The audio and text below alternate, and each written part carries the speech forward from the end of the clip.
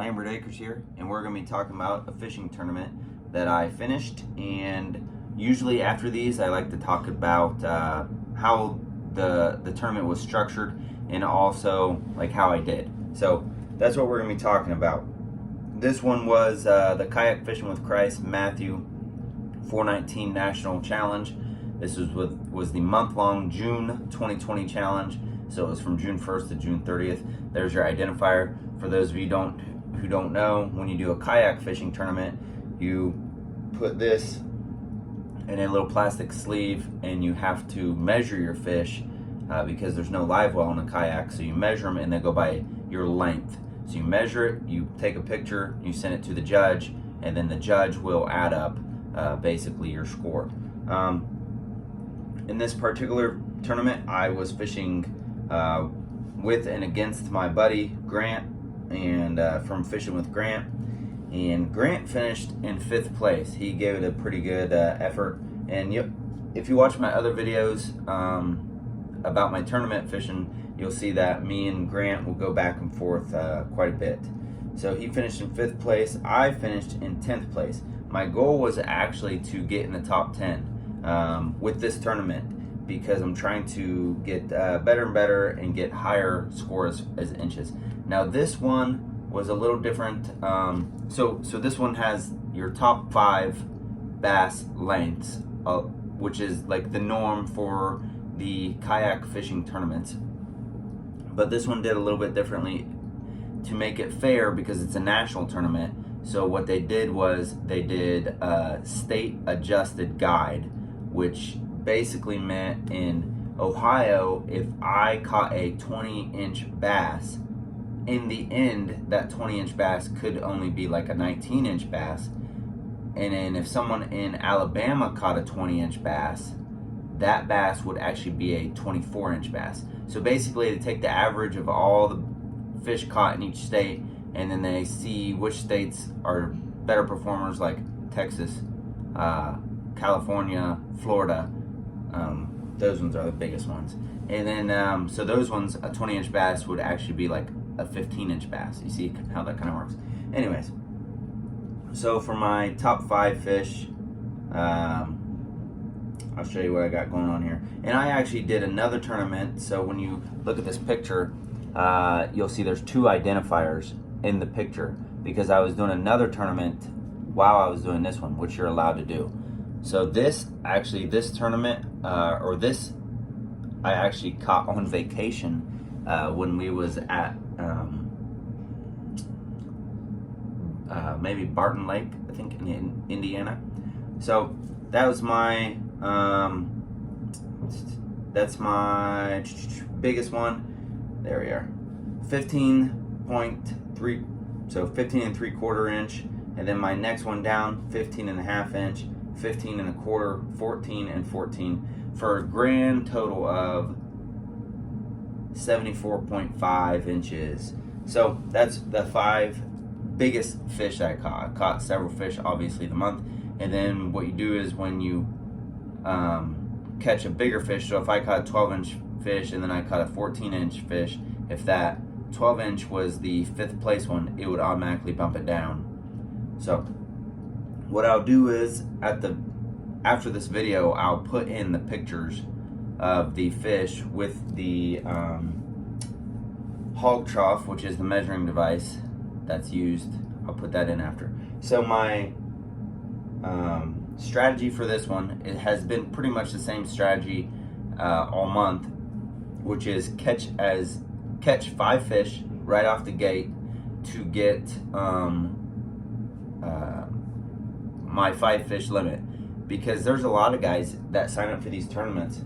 Like, this is a national tournament, and a lot of guys, let's see, I can see there's 3 guys in this national month-long tournament that didn't even catch a fish.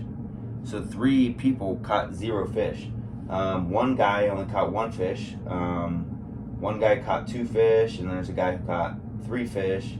So with these tournaments, what I started noticing is that sometimes people are just going after the biggest fish possible, and when they do that, basically you're missing out on inches, because if you are trying for 18-inch bass, okay, or 20-inch bass, but you only catch, one, and meanwhile I catch 5 12-inchers, obviously I just beat you.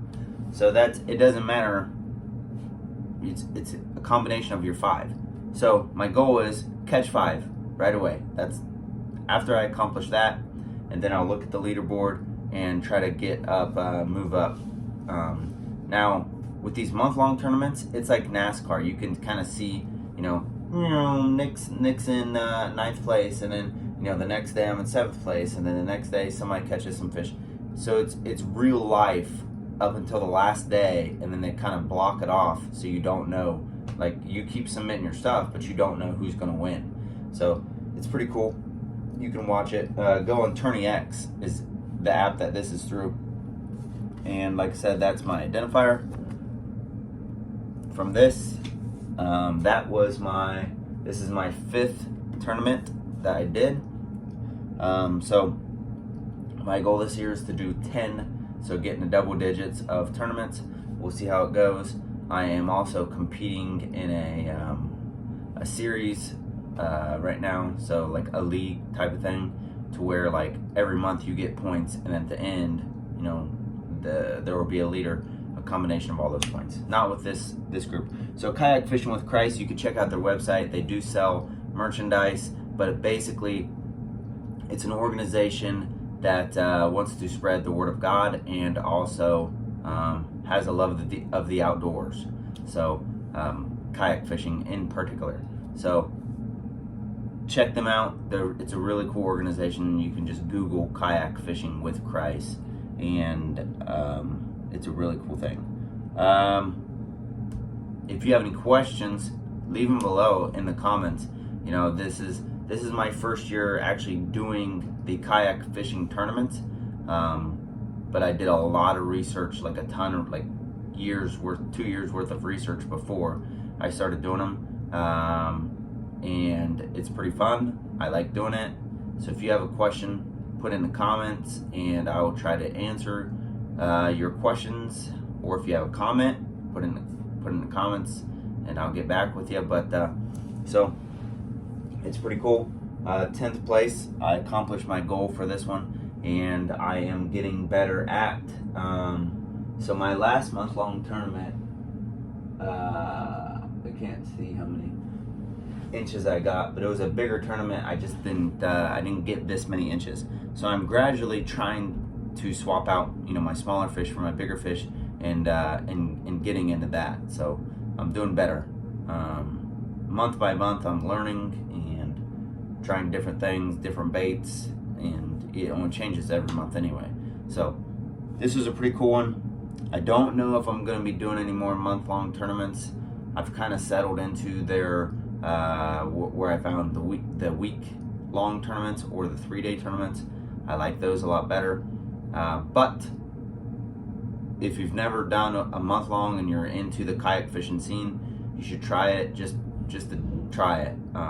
And like I said, you could do multiple tournaments all at the same time. You just have to have your different identifiers in the picture with the fish.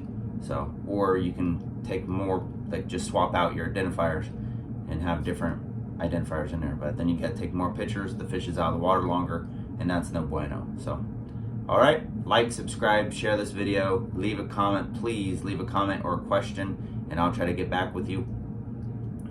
Check out my other videos. I have a ton of fishing videos and fishing tournament videos, because there's not a lot of information out there, okay? Even on YouTube, it's very minimal. So I'm trying to help those people that I didn't think I found help, trying to help them out. So share the video and get it bumped up to the top, and we will try to get through this together. All right, but there you go. Just finished that tournament. It was very cool. I'll add this to my wall of tournaments that I've done. I put a thumbtack in there, so it's pretty snazzy. Stay tuned for pictures of bass.